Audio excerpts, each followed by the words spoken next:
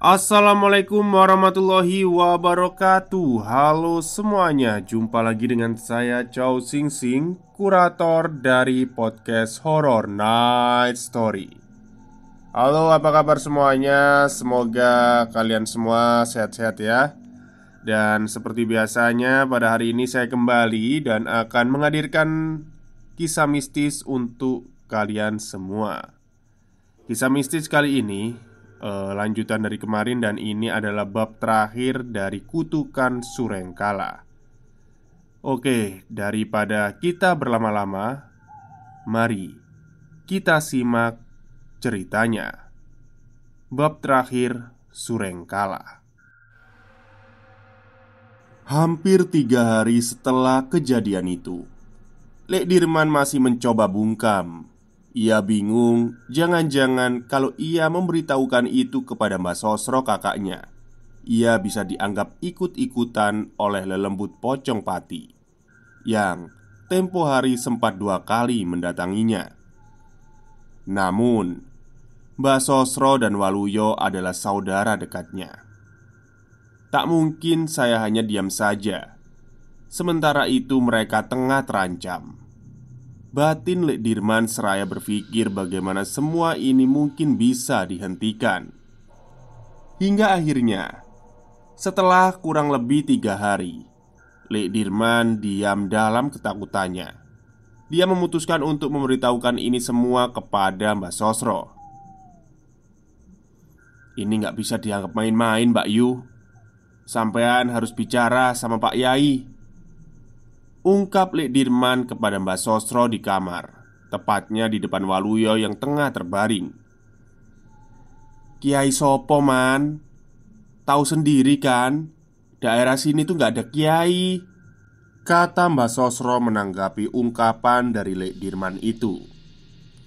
Sebagai orang yang kental akan budaya Jawa, Mbak Sosro meyakini sebuah karma tak akan pernah bisa dicegah. Karma harus tetap dilalui oleh Waluyo sebagai pelebur dosanya di masa lalu. Beda halnya dengan Lek Dirman yang meyakini sesuatu yang tengah dialami Waluyo ini adalah buatan manusia lewat permufakatan jahat kepada iblis. Lek Dirman pun tak bisa berbuat banyak, karena sepertinya Mbak Sosro ini sudah pasrah. Mereka pun punya hal melakukan basic saja untuk menangkal kemungkinan serangan teluh ini sesuai kepercayaan Jawa, seperti menidurkan Waluyo tanpa ranjang dan menaburkan garam kasar di sekeliling rumah. Itu sedikit bekerja ternyata, karena pocong itu tak lagi muncul hingga menjelang acara 40 hari meninggalnya Suryani. Waluyo kini lebih sering diam, sering melamun, dan tubuhnya semakin kurus. "Ayo nak, kita pulang ke rumah untuk mempersiapkan acara 40 harinya Suryani istrimu," kata Mbak Sosro di siang itu kepada Waluyo 1 hari sebelum acara 40 harian Suryani. Waluyo hanya diam dan menganggukkan kepalanya.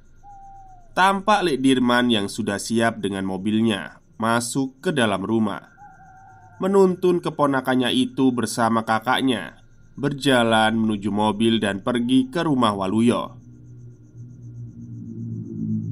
"Sesek mbok," ucap Waluyo lirik kepada Mbak Sosro saat di dalam mobil sambil menepuk-nepuk dadanya sendiri.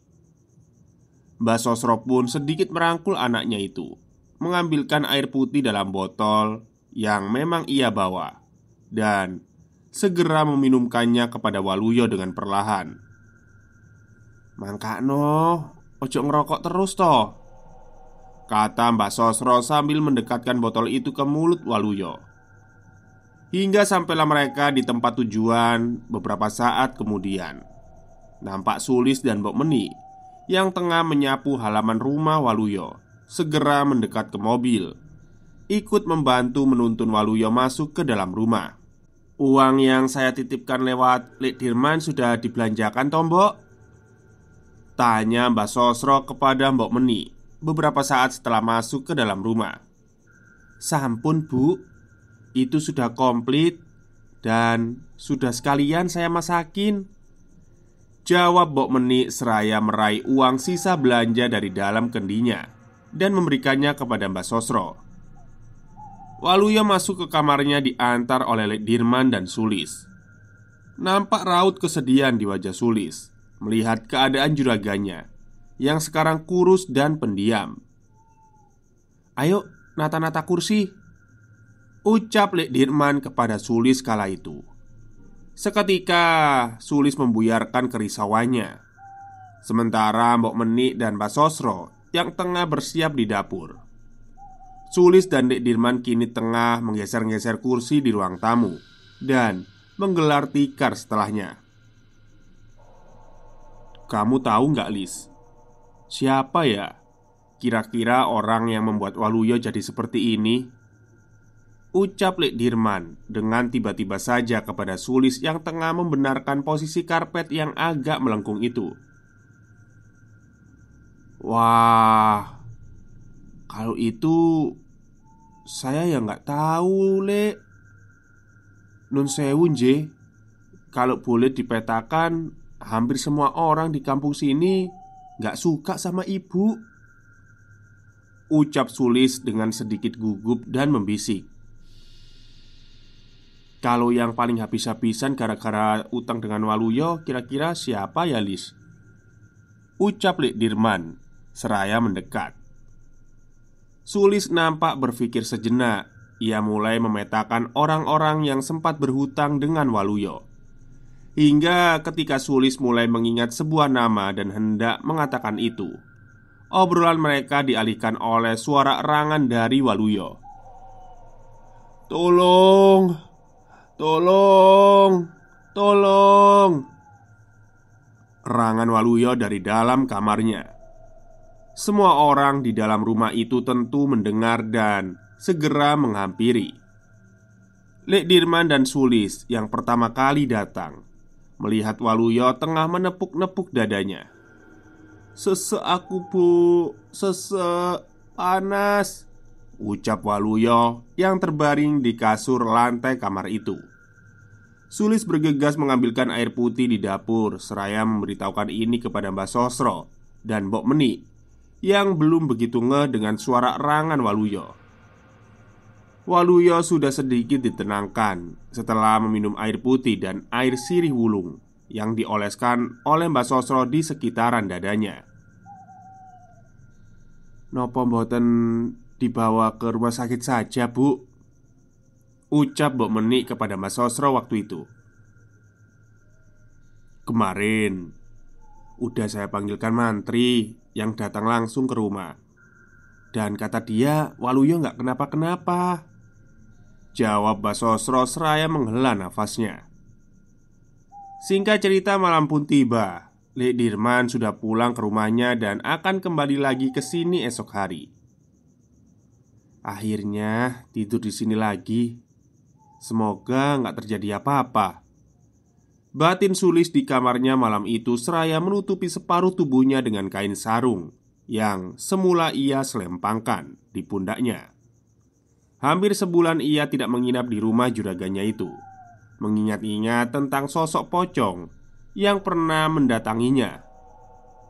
Tentu seketika muncul yang langsung Sulis tepis dengan menyalakan radio di sampingnya. Sementara itu di ruangan lain terlihat Mbok Menik baru saja menyelesaikan sholat isyaknya. Sambil masih mengenakan mukena, ia duduk di atas ranjang. Tangan kanannya memegang tasbih dengan mulutnya yang tak henti berzikir. Sesekali Mbok Menik terlihat melihat ke kanan dan ke kiri. Sama seperti Sulis, ingatannya kembali lagi ke pocong itu, yang sedikit banyak tentu membangkitkan rasa takutnya. Mati, mati, mati. Itulah kata yang seketika terngiang di ingatan Mbok Menik. Kata yang sempat diucapkan oleh sosok pocong itu. Di waktu yang bersamaan, Mbak Sosro nampak berjalan kembali ke ruangannya, sehabis menemani Waluyo yang kini sudah tertidur. Wajahnya nampak gelisah menengok ke arah jam dinding yang sudah menunjukkan pukul 11 malam. Lampu ruang tengah tiba-tiba berkedip, membuat Mbak Sosro sedikit mempercepat langkahnya dan segera masuk ke dalam kamar, mengunci pintu dan merebahkan dirinya di atas tempat tidur. Jam terus berlalu. Kini menunjukkan hampir pukul 00 malam atau tengah malam. Mbak Sosro, Sulis, dan Mbok Meni masih terjaga di kamarnya masing-masing. Entah apa yang mereka rasakan, yang jelas mereka rasa malam itu terasa sangat aneh, janggal, dan sulit dijelaskan. Suara orang berjalan dengan menyeret kaki pun terdengar, diakhiri oleh suara duk di setiap jedanya. Sek, duk. Ya, begitulah kira-kira suara itu. Di dalam kamarnya masing-masing, Sulis, Mbok Menik, dan Mbak Sosro mendengar suara itu. Sek, duk. Sulis yang pertama kali bangkit dan hendak mengintip. Ia merasa tak cukup nyali. Tapi dengan sedikit keraguan, ia pun akhirnya berjalan mendekat dan menempelkan telinganya di pintu kamar. Suara itu memang benar-benar ada, seperti berkutat di ruang makan yang berada beberapa meter saja dari kamar Sulis. Mendengar itu, Sulis langsung menjauhkan telinganya dan melompat ke atas tempat tidur. Malam ini ia tak mau berurusan dengan itu lagi. Di waktu yang bersamaan, Mbok Menik juga mendengar suara itu. Langsung bergegas menengok jendela kamarnya. Beda dengan Sulis, Mbok Menik justru merasa suara itu berasal dari luar.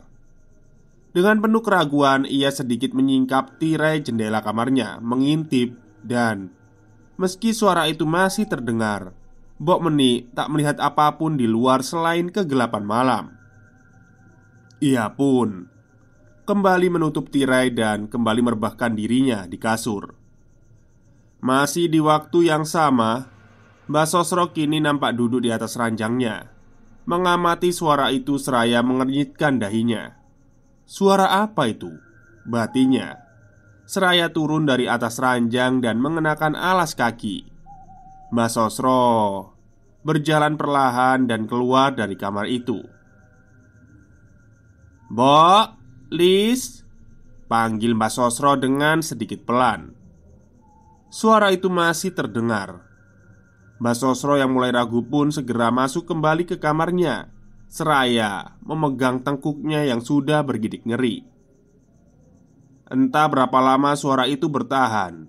Yang jelas perlahan bau bunga kemuning mulai tercium di setiap ruangan di rumah itu.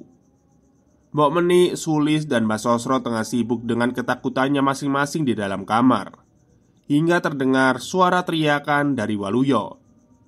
Sontak hal itu membuat mereka semua mau tak mau harus keluar dan memeriksanya. Mbak Sosro yang pertama kali datang disusul oleh Mbok Menik dan Sulis, yang nampak tergopoh-gopoh masuk ke dalam kamar Waluyo. Tampak ia sedang menggelinjang kesakitan, memegangi perutnya dan dada. "Bo, panas, Bo, panas," erang Waluyo beberapa saat setelah Mbak Sosro, Sulis, dan Menik masuk. "Istighfar, nak, istighfar," ucap Mbak Sosro sambil memegang kepala anaknya itu. Perut Waluyo tampak agak membuncit. Aneh sekali. Dan bersamaan dengan itu muncul suara itu lagi, terdengar jelas di setiap erangan Waluyo.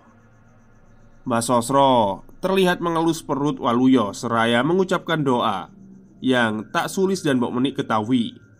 Hingga dengan ajaibnya, perlahan Waluyo mulai tenang. Namun tidak dengan suara itu. Hentakannya terdengar menggema di dalam rumah. Mbak Sosro menoleh ke arah Sulis dan Mbok Menik yang berada di belakangnya. Tatapan mereka seakan bertanya-tanya tentang suara apa itu. Suara itu terdengar semakin mendekat dan sepertinya kini tepat berada di depan pintu kamar. Sulis yang paling dekat spontan menoleh perlahan ke arah pintu di belakangnya yang memang sedikit terbuka. Suara itu menghentak lagi ke lantai. Sulis sontak kembali memalingkan pandangannya dan mendekatkan posisinya ke arah Mbok Menik berdiri. "Tenang, tenang," ucap Mbok Menik pelan dengan nada bicaranya yang terlihat ketakutan. hingga pintu pun terbanting dan terbuka. Mbok Meni, Mbah Sosro, dan Sulis spontan menoleh kini. Akhirnya diperlihatkan oleh sosok yang menjadi sebab dari suara itu. Ya, benar, pocong itu yang kini menampakkan dirinya tepat di depan pintu. Mereka semua terdiam sambil memundurkan langkahnya menjauh dari sosok pocong itu. Pocong itu melompat menghentak lantai seraya memiringkan kepalanya hingga perlahan seperti terbang dan mendekatkan tepat di ambang pintu, memperlihatkan wajahnya yang sudah tua, hitam seraya berkata, "Mati, mati, mati." Hingga sosok itu pun menghilang berganti dengan Waluyo yang kini mulai kejang-kejang. Rasa takut yang mereka alami seketika berubah menjadi kepanikan atas kejangnya Waluyo. "Setan keranjingan!" teriak Mbah Sosro yang kini nampak memeluk anaknya itu, diikuti oleh Mbok Meni dan Sulis memegangi kaki Waluyo. Hingga tak selang beberapa lama kejangnya mulai melambat dan tenang. Waluyo tak bergerak lagi. Suasana sejenak hening. Namun ini bukanlah keadaan baik. Mbah Sosro bergetar memegang leher Waluyo untuk memeriksa nadinya. Ia pun lemas ketika menyadari denyut nadi anaknya itu tak ia rasakan. Waluyo meninggal dunia dengan matanya yang masih terbuka. Mbah Sosro yang tak kuat seakan tak percaya kini berjalan keluar dari kamar dan duduk di ruang tengah. "Innalillahi wa inna ilaihi rajiun," ucap Mbok Meni seraya menutup mata Waluyo, disusul oleh Sulis yang kini menarik selimut untuk menutupi seluruh tubuh majikannya itu. Suasana yang tak bisa digambarkan tanpa berucap kata. Sulis berjalan keluar dari rumah, menarik nafasnya dalam-dalam, mencoba tenang dan mengetuk pintu rumah para tetangga untuk mengabarkan hal ini. Waluyo kini sudah pergi untuk selamanya. Tepat 40 hari meninggalnya Suryani. Dengan kejadian ini, masa berkabung tentu menjadi semakin panjang. Acara 40 hari meninggalnya Suryani kini digabung dalam waktu meninggalnya Waluyo. Hari yang sangat pilu, aneh dan tragis. Sementara itu jam sudah menunjukkan pukul kira-kira setengah 2 dini hari. Sulis masih berjalan menyusuri jalan desa menuju rumah Pak Kaum, sesepuh ustadz di desa ini. Di perjalanan tanpa disangka ia bertemu dengan Lek Paimo, duduk di gardu dengan sarung yang terselempang dan senter baterai yang nampak di genggamnya. Wajahnya nampak gugup saat bertemu Sulis yang langsung menyapa. "Loh, lagi ngapain sampean, Lek?" ucap Sulis seraya menghentikan langkahnya.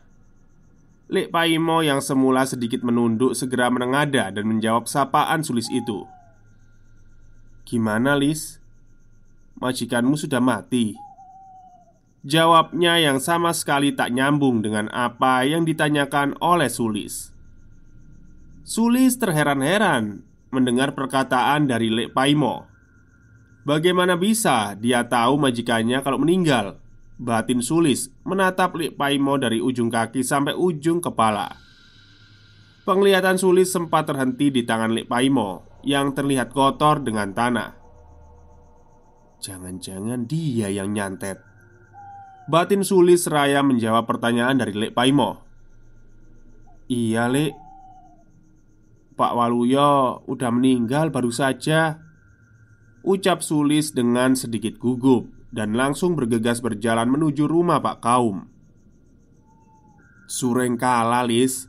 Sureng kalah. Ngundu wohing Pak Karti," ucap Lek Paimo dari belakang saat Sulis berjalan. Ucapan ini harusnya semakin memperjelas kalau dialah sang penyantet itu. "Asuh, asuh," ucap Sulis membisik saat mempercepat langkahnya, hingga sampailah dia di rumah Pak Kaum, yang segera Sulis ketuk pintunya dengan terburu-buru. Tek tek tek. "Assalamualaikum, Pak, Pak Kaum. Assalamualaikum, Pak. Pak," ucap Sulis sambil menoleh ke sekelilingnya yang nampak sunyi senyap. Namun, pintu tak juga terbuka. Di sini suasana kembali menyeramkan. Sulis melihat sorot senter dari kejauhan yang nampak mendekat ke arahnya. Waduh, jangan-jangan, batin Sulis sambil kembali mengetuk pintu rumah Pak Kaum. Benar saja, orang yang membawa senter itu ternyata Lek Paimo. Dengan langkah dingin, dia mendekati Sulis yang berdiri di ambang pintu. Tubuhnya tampak menguncup ketakutan saat Lek Paimo kini berkata, "Surengkala, Lis. Musuh Waluyo itu ada di mana-mana," ucap Lek Paimo dengan penuh amarah. Sulis tentu tak menjawab pernyataan itu. Ia hanya mengangguk sambil merendahkan dadanya. Hingga suasana pun sedikit terselamatkan ketika Pak Kaum yang ditunggu-tunggu kini membuka pintu. "Duh, ono apa to, Lis? Sini masuk," ucap Pak Kaum dengan wajah kantuknya. Lek Paimo pun berjalan menjauh menuju ujung desa. Sulis masuk dan tentu segera memberitahukan berita duka ini kepada Pak Kaum, yang dengan segera dia langsung ke masjid untuk mengumumkan warta duka ini. Setelah itu, Sulis kembali ke rumah majikannya untuk mempersiapkan semuanya. Nampak di sana beberapa tetangga sekitar sudah berkumpul, mendirikan tenda yang baru seminggu lalu dibongkar. Tak ada suasana haru dan sedih, semuanya datar. Terlihat Mbak Sosro yang duduk di ruang tengah, melamun memikirkan sesuatu. Sementara Mbok Menik tengah membuatkan satu kan teh hangat untuk para warga. Detik berganti menit, menit pun berganti jam. Mbak Sosro sedikitnya bersyukur dalam kesedihan ini. Tak seperti saat meninggalnya Suryani menantunya yang sepi. Saat meninggalnya Waluyo, kini lebih banyak warga yang datang. Cukup ramai. Singkat cerita, esok hari kira-kira pukul 7 pagi, Waluyo dikebumikan di pusara samping istrinya dan anaknya itu. Semua berlangsung hening, namun tidak untuk setelahnya. Kabar kematian keluarga Waluyo karena teluh santer tersebar tanpa mereka tahu siapa pelakunya, kecuali Sulis, narasumber utama dalam cerita ini, yang meyakini sang peneluh itu adalah Lek Paimo. Entahlah, wallahu alam. Sulis memilih bungkam sampai sekarang karena dia pikir tak ada gunanya juga ia berkoar tentang siapa sang peneluh itu. Kita semua ingatkan dengan Mbah Juwarno, paranormal yang sempat membantu Waluyo. Tebakannya tentang Pocong Pati juga sepertinya meleset. Yang ia katakan pocong itu akan mengantar kematian setiap 80 hari sekali. Tapi ternyata hanya 40 hari saja Waluyo sudah menyusul istrinya. Apakah benar Suryani dan Waluyo mati karena teluh? Apakah teluh itu benar adanya? Kalian semua belum akan percaya bila belum menyaksikannya secara langsung atau melihat orang terdekat Anda mengalami hal itu. Kita kembali ke Sulis. Ia menuduh Lek Paimo tak semata-mata karena perkataannya di malam setelah kematian Waluyo saja, yang dengan aneh muncul di jalan, seperti sudah menunggu lewatnya Sulis untuk mengabarkan kematian Waluyo. Dengan wajah gugup dan tangan berlumuran tanah. Menurut keterangan Sulis, Lek Paimo adalah salah satu korban hutang Waluyo. Hutang yang ia pinjam untuk berobat istrinya yang tak bisa ia bayar. Dan satu kejadian yang menjadi pemantik dari semua ini adalah yaitu ketika Waluyo menagih hutang ke Lek Paimo. Entah apa yang terjadi di sana, yang jelas selang sehari setelah itu, istri Lek Paimo akhirnya sakit dan meninggal dunia. Lek Paimo sempat gembar-gembor kalau penyebabnya adalah Waluyo yang kala itu secara kasar masuk ke rumahnya dan membuat sang istri kaget. Kesehatannya pun langsung menurun lagi dan membuatnya meninggal. Menurut Sulis lagi, sejak kejadian itulah Lek Paimo menyimpan dendam dan bersekutu dengan iblis untuk membalas Waluyo. Semua orang memang mempunyai cara masing-masing untuk melepaskan beban di dadanya. Dan mungkin itu adalah salah satu cara dari Lek Paimo. Namun pada akhirnya semuanya sama saja. Keadaan Lek Paimo juga bisa dibilang sama menyedihkannya karena 2 tahun setelah dendamnya tuntas, Lek Paimo ditemukan mati bunuh diri, menggantung dirinya dengan kain sarung di pintu bendungan pinggir desa. Entah apa penyebabnya, apakah ia menyesal atau karena kesepian. Yang jelas, balas dendam mungkin bisa membuat kita mempunyai perasaan lega, tapi beban yang kita pikul setelahnya tetap kekal adanya. Kita tutup tulisan ini dengan Mbak Sosro, wanita sepuh yang sempat kecewa terhadap anaknya yang memutuskan untuk tegar dan ikhlas. Beliau berangkat haji 2 tahun setelah kepergian Waluyo dan menjadi wanita yang paling beruntung setelah apa yang ia lalui. Mbak Sosro meninggal di Tanah Suci saat menunaikan kewajibannya. Sekian cerita Surengkala ini yang saya coba rangkai dengan apa adanya. Semoga ada hal yang baik bisa kita petik, dan apabila ada salah kata, saya sebagai makhluk fana mohon maaf. Sekian dari saya, sampai jumpa di kisah-kisah berikutnya. Oke, itulah akhir kisah dari Santet Kutukan Surengkala ya, dari Mas Agil Saputra. Cukup panjang, jadinya makanya saya kurasi. Baik, mungkin itu saja untuk cerita kali ini. Semoga kalian semua suka. Wassalamualaikum warahmatullahi wabarakatuh.